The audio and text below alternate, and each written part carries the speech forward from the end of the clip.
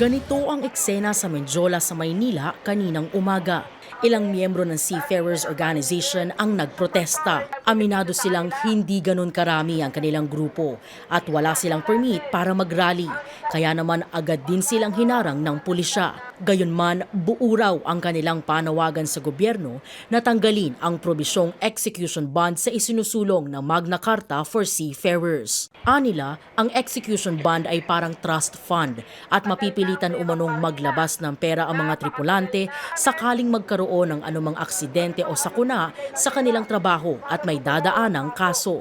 Reklamo nila, hindi nila makukuha ng buo ang kanilang compensation sakaling magkaaberya sa kanilang paglalayag. Kaya giit ng mga leader ng grupo, ito ay isang pasakit at pahirap sa mga seafarer.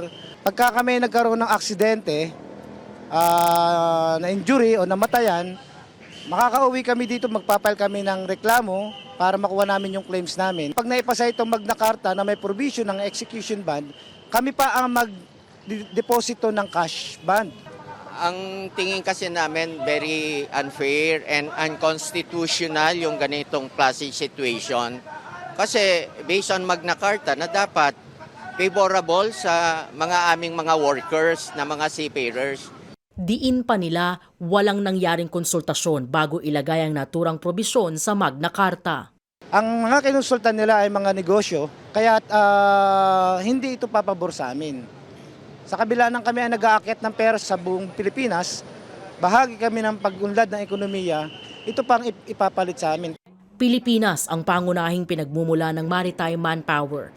25% ng mga seafarers sa mundo ay galing sa Pilipinas. Sa tala ng pamahalaan, umabot sa higit 6.7 bilyong dolyar ang ambag nilang halaga ng remittances sa bansa noong 2022. Sinertipikahan na urgent ni Pangulong Bongbong Marcos ang panukalang ito na naglalayong matugunan ng mga pangangailangan ng seafarers at patuloy silang makasabay sa international maritime standards. Sa pagprotesta ng mga grupo, bitbit nila ang sulat na kanila raw isusumiti sa opisina ni Pangulong Marcos. Mayroon din daw silang ilalabas na petisyon kasabay ng patuloy nilang hiling na pag-aralang mabuti ang inaalmahang probisyon bago tuluyang pirmahan ang Magna Carta. Umaasa sila na mapapakinggan ang kanilang panawagan dahil nakasalalay daw dito ang kanilang hanap buhay. Nananawagan kami kay President Bongbong Marcos na tanggalin na itong execution bond.